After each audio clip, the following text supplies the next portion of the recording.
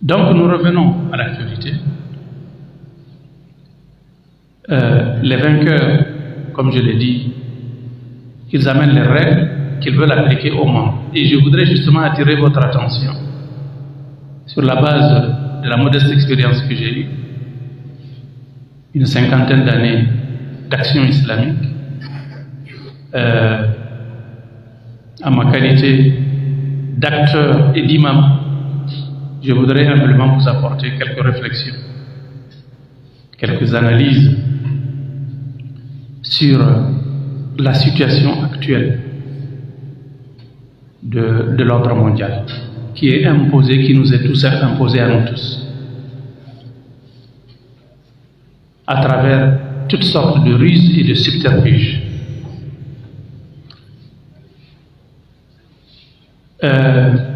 D'abord, après, au sorti de la guerre, de la Seconde Guerre mondiale, on a créé ce qu'on appelle le système des Nations Unies. La Société des Nations, qui a été créée après la Première Guerre mondiale, était devenue obsolète. Vous connaissez la Société des Nations, la SDN, qui a été créée par les vainqueurs de la Première Guerre mondiale pour imposer un ordre mondial. Cela n'a pas arrangé certains. La guerre a été déclenchée de nouveau. Il y a eu la Deuxième Guerre mondiale. Au sorti de la Deuxième Guerre mondiale, on a créé un nouveau système des nations qui est, au lieu de la Société des Nations, l'Organisation des Nations Unies. Et avec une charte que vous connaissez, la Déclaration universelle des droits de l'homme, et une charte. Dans cette charte et dans cette déclaration, on a énoncé un certain nombre de choses qui vont dans le sens de la vision que les vainqueurs ont par rapport à l'organisation du monde, c'est-à-dire une organisation qui va se faire en leur faveur.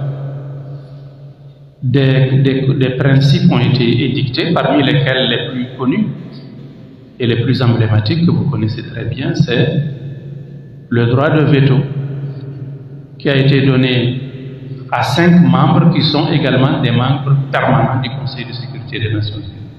Et ce sont les seuls membres permanents du Conseil de sécurité, ce sont évidemment les principaux vainqueurs au sortir de cette guerre. Ensuite, les organes qui ont été créés par le système des Nations Unies ont continué à évoluer selon les intérêts des vainqueurs toujours. On a créé des nouvelles, par exemple des organisations comme le FINIAP et autres, c'est les nouveaux-nés. Et ensuite, il y a eu un certain nombre de concepts qui ont été créés, en plus d'anciens concepts qui existaient déjà, mais qui ont été réorientés dans un sens qui doit servir la mainmise, la perpétuation de la mainmise de ces vainqueurs sur le reste du monde. Donc c'est un peu de ces concepts que je vais vous parler, en attirant un peu votre attention là-dessus. Le premier concept dont on va parler, c'est le concept de la laïcité. Et je voudrais que vous m'écoutiez très bien par rapport à ça, parce que c'est un concept qu'on utilise, qu'on a utilisé, qu'on est en train d'utiliser pour nous dominer, pour nous endormir, pour nous déculturer et ensuite pour nous acculturer. La laïcité, c'est quoi? Qu'est-ce que ça veut dire la laïcité? D'abord, qu'est-ce qu'on nous a présenté la laïcité sous quelle forme? Sous quel sens? On nous a dit que la laïcité, c'est tout simplement cette disposition qu'il faut mettre dans nos constitutions, qui permet à tous les citoyens d'un pays de bénéficier de la liberté de conscience et de la liberté de conscience et la liberté de culte. Vous êtes libre, chacun est libre d'accomplir le culte de son choix. Quand on fouille un peu, on se rend compte que tout ça là c'est faux. Et on a les preuves. qui saute à l'œil pour les gens qui scrutent, qui regardent un peu en profondeur. En réalité, la laïcité procède d'une idéologie. Pour le savoir, il faut faire un peu sa jeunesse. La laïcité, c'est le levier politique d'une idéologie athée, une idéologie qui émane d'un courant philosophique athée qu'on appelle le courant humaniste. Allez dans les dictionnaires, ou allez sur Google, ou allez sur les moteurs de recherche, vous cherchez le courant philosophique humaniste, vous allez voir. Et regardez le nom, humaniste. Aujourd'hui, le mot humaniste, on le rencontre un peu partout. Humaniste, humanitaire, humain. On en parle beaucoup. Au point que les gens qui travaillent pour aider des gens à travers le monde, on les appelle les humanitaires. Les gens qui travaillent de ce qu'on appelle l'action humanitaire. Ces gens-là qui travaillent dans l'humanitaire, interrogez-les un peu. Pourquoi vous dites que vous travaillez pour des motivations humanitaires? Pourquoi vous ne travaillez pas pour avoir une récompense de chez Dieu, subhanahu wa ta'ala? Parce que si vous faites le bien, c'est Dieu qui vous récompense. Ils vont vous dire non, nous on ne fait pas ça pour Dieu. On fait ça parce que nous sommes des humains, parce que c'est des humains comme nous les aidons.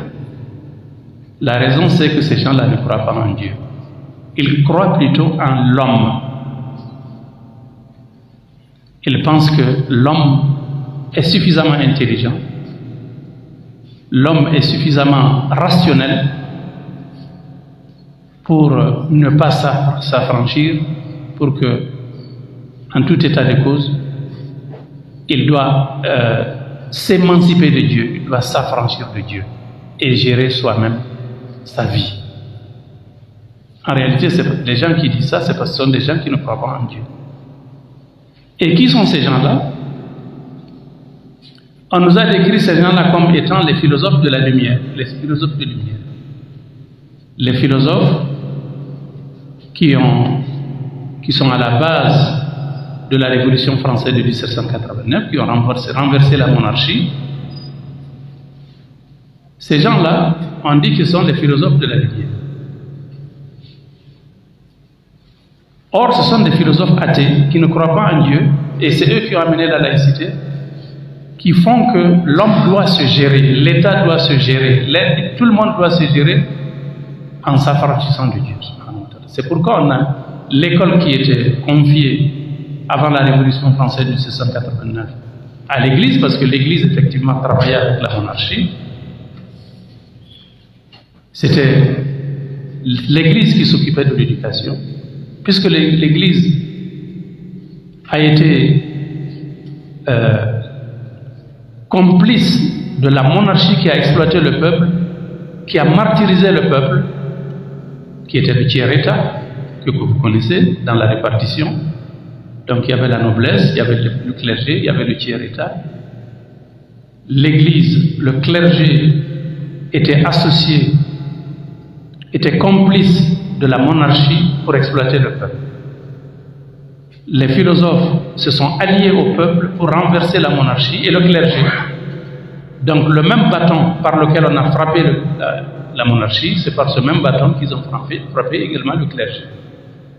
Donc on a criminalisé la religion et toutes les religions à travers des actes mauvais de la corruption qui a été perpétrée par l'Église de l'époque. Alors donc on a séparé l'éducation, ainsi l'école est devenue laïque, c'est-à-dire une école où on n'apprend pas Dieu, où on doit construire un citoyen séparé, affranchi, émancipé de Dieu. Et quel pays qui a fait ça? C'est la France. Mais il s'est trouvé que quand il y a eu la Révolution française de 1789, parce que pendant au moment de la Révolution, dans tous les pays européens étaient dirigés par des monarchies. Et généralement, les familles monarchiques, c'était des familles qui se mariaient ensemble. Ce sont des parents. Toutes les familles, même aujourd'hui, vous prenez la famille royale espagnole ou britannique et autres, ils se marient ensemble. Donc, quand il y a eu ce qui s'est passé en France, le roi et sa femme ont été décapités par les révolutionnaires. On a renversé le régime. Eh bien, les autres monarchies ont pris peur et ils ont mis comme ce qu'on appelle, ils ont mis de l'eau dans leur vin. Donc ils sont passés du despotisme, le despotisme parce que c'était des monarchies non constitutionnelles, à ce qu'on appelle le despotisme éclairé. Donc ils ont créé des constitutions, ils ont rendu donc les monarchies des monarchies constitutionnelles, ils ont donné le pouvoir à des élus, etc. Comme le système qu'on connaît aujourd'hui en Angleterre, en Espagne, au Luxembourg, etc., en Hollande, etc. Alors, il se trouve que la France qui nous a colonisés, nous, à partir, il y a eu donc une codification de la laïcité en France. Après la monarchie, il y a eu l'Empire. Après l'Empire, il y a eu la République, etc. Et c'est la version finale de 1905 aujourd'hui qui est appliquée en France. Pendant ce temps-là, la France a colonisé nos pays francophones et on nous a transposé l'application de la gouvernance laïque. Après les indépendances, l'indépendance a été donnée aux politiciens africains qui sont arrivés donc à l'indépendance et finalement ils ont pris le pouvoir, on leur a donné le pouvoir, eux ils ont été formés à l'école coloniale.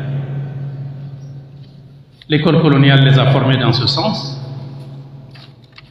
et finalement, quand les Français se sont retirés, nos politiciens qui ont pris le pouvoir ont continué le même système de gouvernance en pensant qu'il s'agit de la liberté de culte, alors qu'il s'agit de nous empêcher, de nous interdire d'apprendre notre identité culturelle qui est l'islam. Et c'est ce que nous avons aujourd'hui. C'est la raison pour laquelle il n'y a pas assez de temps qui nous reste. Nous avons besoin de lutter pour nous affranchir de la laïcité, pour que notre gouvernance soit une gouvernance qui s'inspire de nos valeurs islamiques, héritées de nos empires médiévaux, qui ont brillé de mille feux lorsqu'ils étaient alliés à l'islam, comme je l'ai dit. Et ensuite, en priorité, nous devons affranchir notre système éducatif. Nous devons réformer notre système éducatif, enlever la laïcité et enseigner l'islam qui est notre identité à nos enfants. Ça, c'est ce qui concerne la laïcité. Il y a un autre concept qu'on cherche à nous imposer aussi, c'est la démocratie. Ça pourrait surprendre des gens qu'on dise que la démocratie est quelque chose de négatif. Et c'est la raison pour laquelle je dis, nous n'avons pas besoin de démocratie telle que les Occidentaux nous l'apportent. Nous avons besoin plutôt d'autre chose. Et ça, c'est capital. C'est indispensable pour notre survie. Nous avons besoin de bonne gouvernance. Je le dis parce que la démocratie n'est pas synonyme de bonne gouvernance. D'abord, si la démocratie était quelque chose de tout à fait positif, nous devons nous interroger où est née la démocratie. La démocratie est née à Athènes, la capitale de la Grèce. Regardez les pays membres de l'Union européenne. Parmi ces pays, il y a un pays qu'on appelle la Grèce, avec pour capitale Athènes, qui est le berceau de la démocratie. Athènes aujourd'hui, je crois que parmi les pays européens, c'est le pays le moins démocratique, mais surtout le pays le plus pauvre de l'Europe, ou en tout cas l'un des pays les plus pauvres, au point que l'Union européenne a mis la Grèce sous perfusion économique. On est en train de l'aider, de lui apporter des subventions, de l'aide. Pourquoi la démocratie ne lui a pas servi à être le premier pays européen, à être le plus développé? Ça, c'est un point. Deuxième chose, si nous regardons l'organisation de la démocratie principalement deux problèmes majeurs, à mon sens. Premièrement, même en Occident, dans les pays les plus démocratiques, prenez les États-Unis. Chaque année, chaque 4 ans, quand il y a des élections aujourd'hui, on nous parle de fraude électorale aux États-Unis. C'est vrai ou ce n'est pas vrai? Vous avez vu comment les républicains, pendant l'élection, au moment de l'élection de Biden, il y a 5 ans, les républicains allaient prendre d'assaut le Capitole, qui est le siège du Parlement américain, pour dire qu'ils ne sont pas d'accord, il y a eu des fraudes. Ça veut dire que c'est la démocratie, ce n'est pas nécessairement ce qu'il faut. Deuxième problème, et ça c'est les pays occidentaux qui ont toute la technologie pour surveiller les élections et autres. Que dirons-nous de nous, les pays africains, où on nous dit de venir voter, on vote, on ne met jamais la personne qu'il faut à la place qu'il faut. Deuxième problème, c'est que même si nous supposons que les élections ont été transparentes, qu'on a élu un président, prenons le cas des États-Unis toujours, un président qui a été élu démocratiquement, accepté par tout le monde. Regardez les actes que ce président-là a posés.